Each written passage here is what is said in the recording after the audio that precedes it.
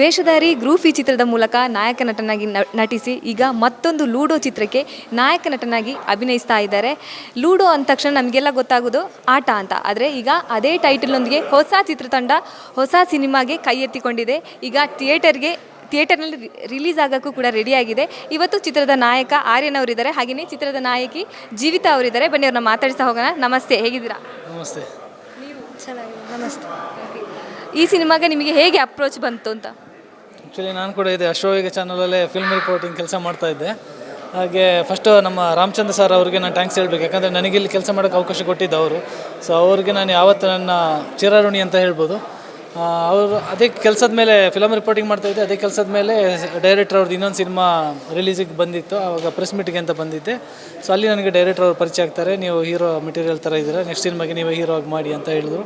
So ಅಲ್ಲಿಂದ ನನಗೆ ಅವಕಾಶ ಸಿಕ್ತು. ಈ ಸಿನಿಮಾದಲ್ಲಿ ನಿಮ್ಮ ಪಾತ್ರ ಎಷ್ಟು ಚಾಲೆಂಜಿಂಗ್ ಆಗಿತ್ತು ಅಂತ? ನನಗೆ ಚಾಲೆಂಜಿಂಗ್ ಅಂತ ಅನಿಸಿಲ್ಲ. ಯಾಕಂತ ಹೇಳಿದರೆ ನಾನು ಆಲ್ರೆಡಿ 10 ವರ್ಷದಿಂದ ಇಂಡಸ್ಟ್ರಿನಲ್ಲಿ ಇರೋದ್ರಿಂದ ಒಂದು 12 ಸಿನಿಮಾ ಮಾಡಿದ್ದೀನಿ, ಒಂದು ಸೀರಿಯಲ್, ಹಾಗೆ 2 ಸಿನಿಮಾ ಆಲ್ರೆಡಿ ನಂದು ಹೀರೋಗಿ ರಿಲೀಸ್ ಆಗಿದೆ. ಸೊ ಇದು 3ನೇ ಸಿನಿಮಾ, ಇನ್ನೆರಡು ಸಿನಿಮಾ ರಿಲೀಸಿಗೆ ರೆಡಿ ಇದೆ. ಸೊ ನಾನು ಇಂಡಸ್ಟ್ರಿ ಆಲ್ರೆಡಿ ಟಚ್ ಇತ್ತು. ಅದಲ್ಲದೆ ನಾನು ಅಸೋಸಿಯೇಟ್ ಡೈರೆಕ್ಟರ್ಗೆ ಒಂದು 3 ಸಿನಿಮಾದಲ್ಲಿ ಕೂಡ ಕೆಲಸ ಮಾಡಿದ್ದೆ. ಸೊ ಈ ಸಿನಿಮಾದಲ್ಲಿ ನಾನು ನಿರ್ದೇಶಕನ ಪಾತ್ರ ಮಾಡಿರೋದ್ರಿಂದ ನನಗೆ ಅದು ಇನ್ನೂ ತುಂಬ ಹೆಲ್ಪ್ ಆಯಿತು. ಯಾಕಂದರೆ ನನಗಾಗಿರೋ ಎಕ್ಸ್ಪೀರಿಯೆನ್ಸ್ ಆಗಿರ್ಬೋದು ಅಥವಾ ಒಂದು ಅವಮಾನಗಳಾಗಿರ್ಬೋದು, ಆ ನಿರ್ದೇಶಕನಿಗೆ ಏನಾಗುತ್ತೆ, ಸೊ ಅದೆಲ್ಲ ಈ ಸಿನಿಮಾದಲ್ಲೂ ಇದೆ. ಸೊ ನನಗೆ ಪಾತ್ರದೊಳಗಡೆ ಹೋಗೋಕ್ಕೆ ಅದು ತುಂಬ ಹೆಲ್ಪ್ ಆಯಿತು, ಅನುಭವಗಳು. ಮ್ಯಾಮ್, ನಿಮ್ಮದು ಮೊದಲನೇ ಅನುಭವ ಹೇಗಿತ್ತು? ತುಂಬ ಚೆನ್ನಾಗಿತ್ತು ಆ್ಯಕ್ಚುಲಿ. ಬಿಕಾಸ್ ಈ ಮೂವಿ ಕ್ಯಾರೆಕ್ಟರ್ ಹೇಳ್ಬೇಕಂದ್ರೆ ನನ್ನ ಲೈಫ್ಗೆ ತುಂಬ ರಿಲೇಟ್ ಮಾಡ್ಕೊಂಡೆ. ಸೊ ತುಂಬಾ ಈಸಿಯಾಗಿತ್ತು ನನಗೆ. ತುಂಬಾ ಇಷ್ಟ ಆಯಿತು ಆ್ಯಕ್ಚುಲಿ ಕ್ಯಾರೆಕ್ಟರ್. ಸೊ ಮೂವಿ ಸೆಟ್ಟಲ್ಲಿ ಎಲ್ಲರೂ ತುಂಬ ಚೆನ್ನಾಗಿದ್ರು. ಟೀಮ್ ವರ್ಕ್ ತುಂಬ ಇಷ್ಟ ಆಯಿತು ನನಗೆ. ಎಲ್ಲರೂ ಒಟ್ಟಿಗೆ ಮಾಡಿದ್ದಕ್ಕೆ ಇವಾಗ ಇಲ್ಲಿ ತನಕ ಬಂದಿದೆ cinema. So thank you so much. ನೀವು ಯಾಕೆ ಈ ಕಥೆನ ಒಪ್ಕೊಂಡ್ರಿ ಅಂತ? Because first of all thank you ರವಿಯಣ್ಣ. ನಿಮ್ಮ ಮೂಲಕನೇ ಈ ಸಿನಿಮಾ ನನಗೆ ಸಿಕ್ಕಿದ್ದು.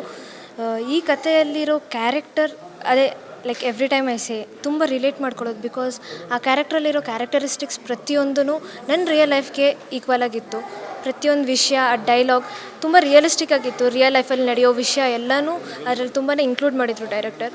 ಸೊ ಪ್ರತಿಯೊಂದು ಸೀನ್ ಆಗಿರಲಿ, ಒಂದು ಡೈಲಾಗ್ ಆಗಿರಲಿ ತುಂಬಾ ಚೆನ್ನಾಗಿತ್ತು. ಸೊ ಈಗ ಜನಗಳು ಥಿಯೇಟರ್ಗೆ ಬರೋದು ತುಂಬ ಕಡಿಮೆ ಆಗಿದೆ. ಸೊ ಕಥೆನ ಆ್ಯಕ್ಸೆಪ್ಟ್ ಮಾಡೋದು ಅದು ಕೂಡ ತುಂಬ ಕಡಿಮೆ ಆಗಿದೆ. ಸೊ ನಿಮ್ಮ ಸಿನಿಮಾನ ಜನ ಆ್ಯಕ್ಸೆಪ್ಟ್ ಮಾಡ್ಬೋದು ಅಂತ ನಿಮಗೆ ಅನ್ಸತ್ತಾ ಅಂತ? ಖಂಡಿತ ಅನಿಸುತ್ತೆ. ಯಾಕಂತ ಹೇಳಿದರೆ ಇದೊಂದು ಡಿಫ್ರೆಂಟ್ ಜನರ್ ಆಗಿರುವಂಥ ಸಿನಿಮಾ. ಜನ ಥಿಯೇಟ್ರಿಗೆ ಬರಬೇಕಂದ್ರೆ ಅವ್ರಿಗೊಂದು ಮನೋರಂಜನೆ ಬೇಕಾಗುತ್ತೆ. ಈ ಸಿನಿಮಾದಲ್ಲಿ ಏನು ಇಲ್ಲ ಅಂತಿಲ್ಲ.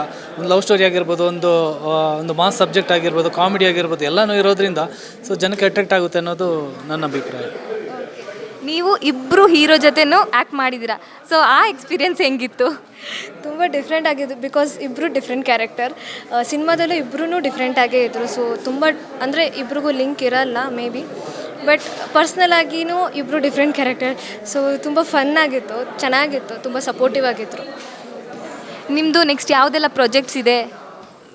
ಈಗಾಗಲೇ ಒಂದು ನಂಬರ್ ಪ್ಲೇಟ್ ಅಂತ ಸಿನಿಮಾ ಆಲ್ರೆಡಿ ಕಂಪ್ಲೀಟ್ ಆಗಿದೆ. ಅದ್ರ ಜೊತೆ ಲಿಕ್ವಿಡ್ ಅಂತ ಒಂದು ಸಿನಿಮಾ ಕೂಡ ಕಂಪ್ಲೀಟ್ ಆಗಿದೆ. ಅದಲ್ಲದೆ ಇನ್ನೊಂದು ಲವ್ ಟು ಲಸ್ಸಿ ಅಂತ ಒಂದು ಹೊಸ ಸಿನಿಮಾ ಈ ಮಂತಲ್ಲಿ ಸ್ಟಾರ್ಟ್ ಆಗ್ತಾ ಇದೆ. ಸೊ ಸದ್ಯಕ್ಕೆ ಅದ್ರ ಜೊತೆಗೆ ಇನ್ನೊಂದು ಶತ್ರುಘ್ನ ಅಂತ ಒಂದು ರೆಡಿ ಇದೆ, ಮಾಡೋಕ್ಕೆ ರೆಡಿ ಇದೆ.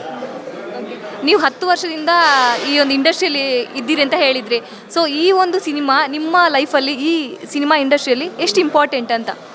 ತುಂಬಾ ಇಂಪಾರ್ಟೆಂಟ್. ಯಾಕಂತ ಹೇಳಿದರೆ ಇದು ಬರೀ ಒಂದು ಲವರ್ ಬಾಯ್ ಆಗಲ್ಲ, ಇದರಲ್ಲಿ ಒಂದು ಎಮೋಷನ್ ಇದೆ.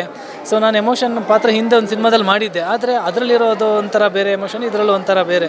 ಸೊ ನನಗೂ ಅದೊಂದು ಚಾಲೆಂಜಿಂಗ್ ಅಂತ ಅನ್ನಿಸ್ತು. ಮತ್ತು ಫೈಟ್, ಎಸ್ಪೆಷಲಿ ಫೈಟ್ ನಾನು ಮಾಸ್ ಕಮರ್ಷಿಯಲ್ ಆಗಿ ಎಲ್ಲೂ ಕಾಣಿಸ್ಕೊಂಡಿಲ್ಲ. ಸೊ ಈ ಸಿನಿಮಾದಲ್ಲಿ ಒಂದು ಫೈಟ್ ಇದೆ ಕ್ಲೈಮ್ಯಾಕ್ಸಲ್ಲಿ. ಸೊ ಅಲ್ಲಿ ನಾನು ಮಾಸಾಗಿ ಕಾಣಿಸ್ಕೊಂಡಿದ್ದೆ. ಲವರ್ ಬಾಯ್ ಆಗೂ ಇದೆ, ಹಾಗೆ ಮಾಸ್ ಎಲಿಮೆಂಟ್ ಇರೋದ್ರಿಂದ ಸೊ ಇದು ನನಗೊಂದು ಸ್ಪೆಷಲ್. ಮಾಸ್ ಆಗಿನೂ ನಾನು ಇಲ್ಲಿ ಗುರುತಿಸ್ಕೊಳ್ಳೋಕ್ಕೆ ನನಗೊಂದು ಅವಕಾಶ ಇದೆ. ಸೊ ಇದು ನನಗೆ ತುಂಬಾ ಸ್ಪೆಷಲ್.